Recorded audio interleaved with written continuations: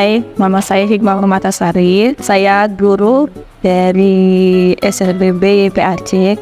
Perkenalkan, nama saya Yurika Atira Salsabila. Saya sebagai seorang guru di SLBB Karya Ibu Palembang.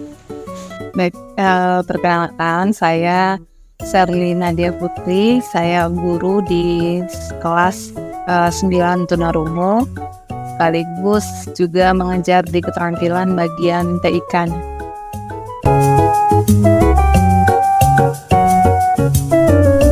Sejak tanggal 1 Agustus 2019. Baru ini tahun ajaran baru. Jadi saya masuk sini itu bulan Juli ya. Ya, bulan Juli. Ini bulan kedua saya.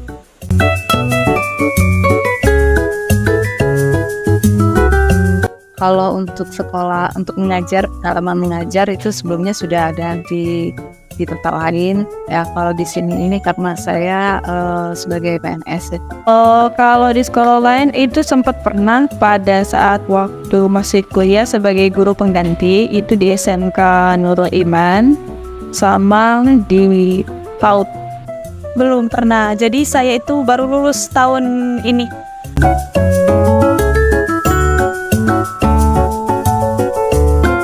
Ada perbedaan, setiap sekolah itu masing-masing ada sistem atau cara pembelajaran yang berbeda, dan sistem kurikulumnya juga beda-beda. Untuk pendidikannya ada sedikit perbedaan. Biasanya kalau di SLB ini lebih diperhatikan siswanya, karena kan satu kelas itu hanya diperuntukkan untuk 5 orang.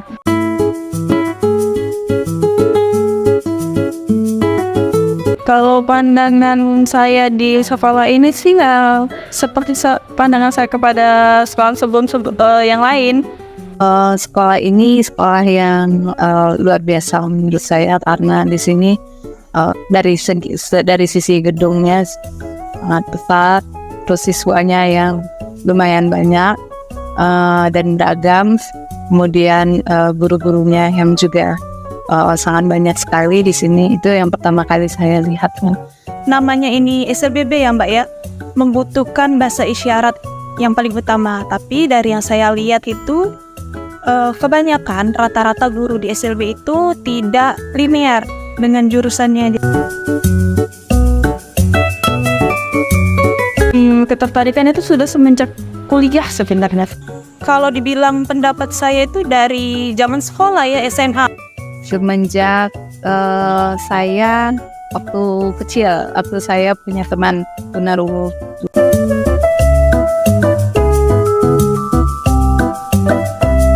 Pertama, ingin komunikasi sama anak-anak. Saya penasaran, apa sih yang mereka bicarakan?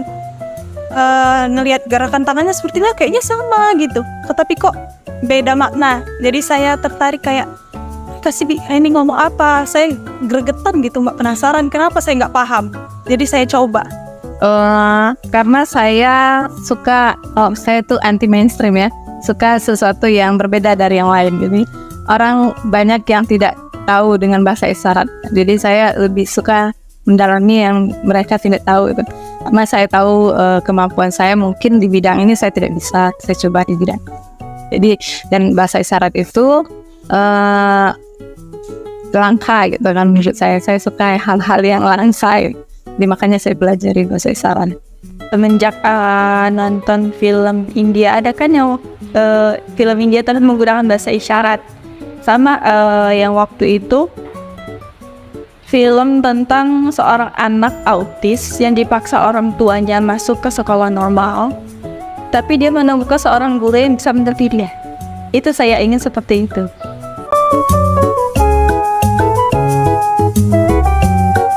Kalau mau mengajar di sini, kesiapannya itu sudah pasti dari hati ya, karena beban mengajar itu banyak.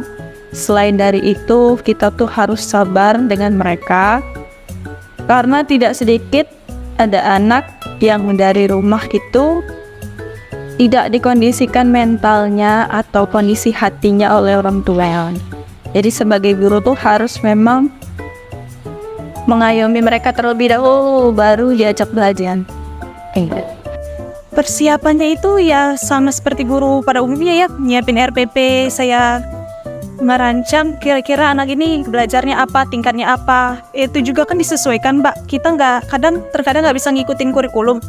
Jadi kita lihat dulu kemampuan anaknya di mana. Nanti kalau di buku nih, misal belajar tentang perkalian, tapi sudah puluhan, ternyata waktu dipraktekkan anak nggak bisa, saya turunkan. Jadi kita ngelihat situasi kondisi anak-anak kita tuh di kelas itu seperti apa. Kalau biasanya untuk anak-anak tunarungu kita menggunakan media-media gambar karena mereka kan sifatnya visual kan. Jadi untuk gambar kartu kasta, kartu gambar itu kita persiapkan. Sudah itu misalnya media-media pembelajaran yang itu yang digital juga misalnya kita buat berupa slide video itu persiapannya.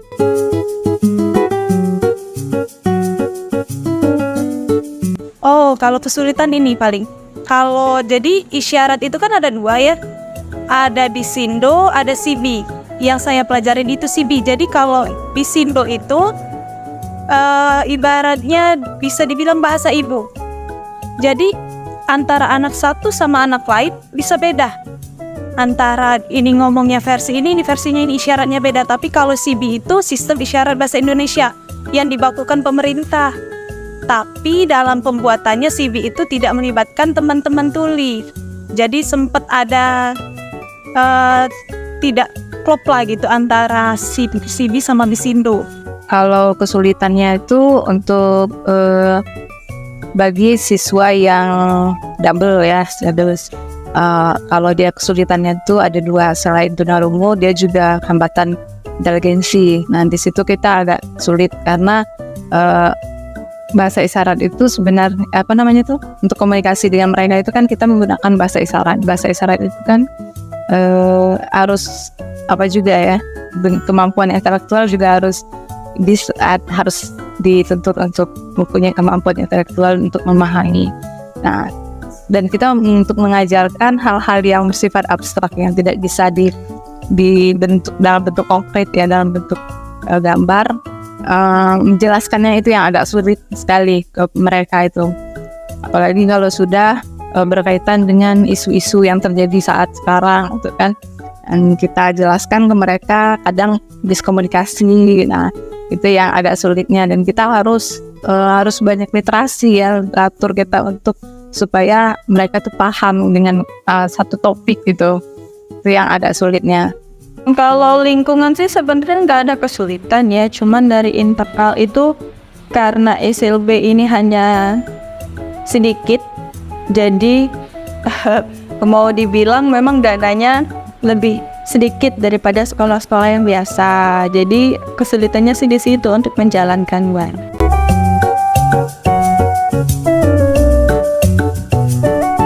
Kami tidak membedakannya, cuma membedakan misalnya anak yang lambat dalam pembelajaran dari segi akademik dengan anak yang cepat gitu kan. Kalau dari kemampuan pendengarannya itu kita samakan karena kita sama-sama menggunakan bahasa isyarat, komunikasi total. Jadi untuk komunikasinya nggak ada masalah, cuman yang agak ada hambatan intelektual sedikit lebih lambat itu kita tidak dipisahkan juga sih sebenarnya.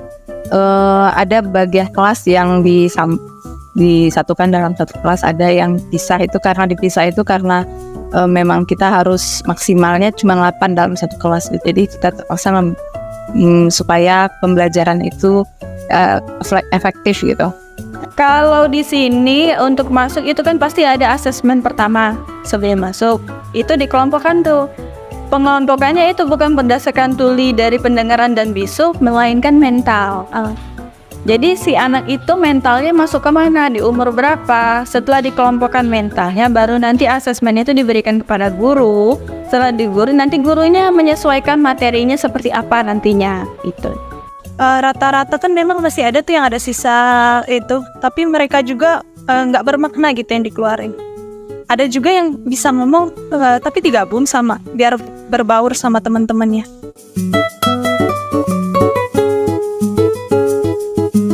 Kalau untuk full isyarat itu sudah pasti ya, karena anak-anak itu kan nggak mengerti kalau misalnya kita contohnya aja merah. merah itu kayak apa. Kita perlu mencontohkan karena mereka tuh merespon atau melihat warna merah itu seperti apa dari gerakan tangan terlebih dahulu. Merah tuh seperti ini, baru contohkan mana barangnya gitu. Kita tuh bisa frontal, komunikasi total. Jadi ketika saya mengajar, semuanya jalan. Tangan gerak, mulut kita tetap ngomong, jangan mentang-mentang kita anak itu nggak dengar, kita nggak ada suara. Jadi mulut kita harus pelafalannya tetap jelas. Buku itu harus jelas, jadi anak tahu bisa membaca ujaran bibir kita. Pakai komunikasi total, jadi pakai gestur, pakai isyarat, pakai suara.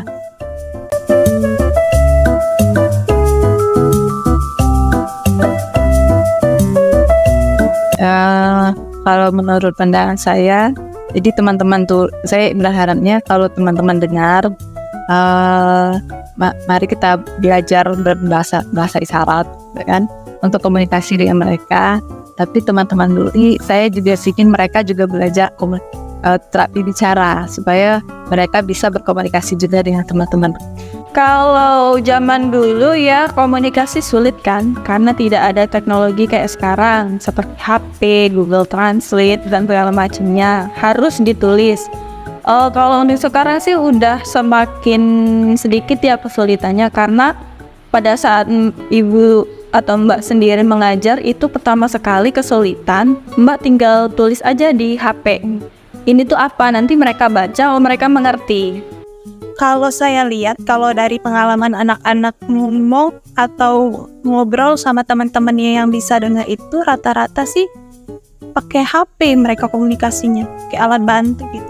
Soalnya kan kalau dia udah berusaha tapi nggak paham gitu, tapi jadinya nggak nyambung.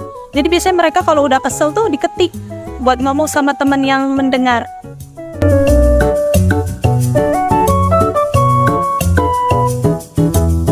Banyak kan ya itu tadi membantu orang tua membuka usaha. Itu membuka usaha mereka tuh biasanya usaha makanan biasanya. Rata-rata dia itu melanjutkan apa yang diajarkan di sekolah. Jadi kalau tatap muka mungkin dia berdagang, usaha. Biasanya mereka usaha sendiri. Ada yang bekerja di perusahaan, misalnya Alfamart, kan. Kemudian ada yang bekerja di LRT sebagai penerjemah disabilitas ya. Itu di RRI juga ada sebagai fotografer. Jadi mereka ini kan kalau untuk bahasa mereka memang meski dengan di pekerjaan mereka yang cocok itu memang ada bidang-bidang keterampilan. Di misalnya desain grafis atau rias, menjahit.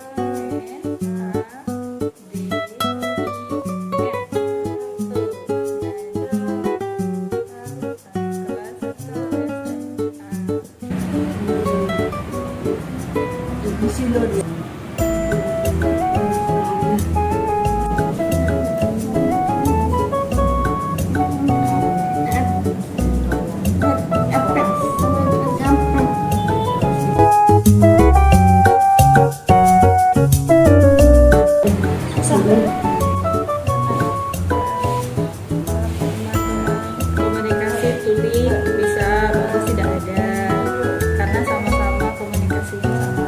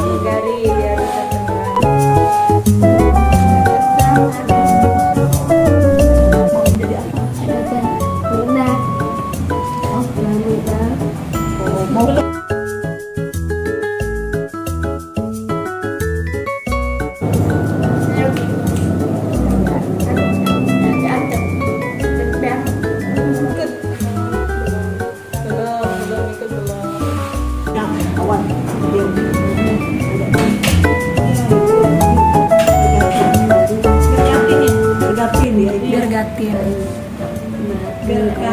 Iya, betul.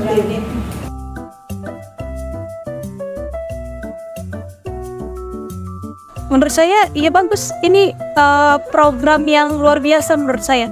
Soalnya, bagaimana ya? Jadi anak-anak bakal sangat terbantu gitu dengan gitu. Ketika komunikasi, berbicara sama teman-teman mendengar, itu bagus. Menurut saya sih, setelah melihat sekilas ya, sepertinya dari alatnya itu karena manfaatnya itu sangat bagus sekali untuk membantu kita yang dengar dan teman-teman tuli untuk berkomunikasi, karena itu kan saling menerjemahkan ya, dari isyarat ke suara dan juga kita dari suara ke isyarat kan. Itu sangat bermanfaat sekali dan bagus sekali untuk diaplikasikan. Kalau ada alat ini sih ya saya semakin senang karena saya sendiri tuh terbantu. Selain itu anak-anak yang tidak tahu atau komunikasinya nol atau orang normal yang ingin berkomunikasi dengan anak-anak tunarungu itu sangat membantu sekali. Bantu tidak? Bantu kalian itu tidak? Ngebantu.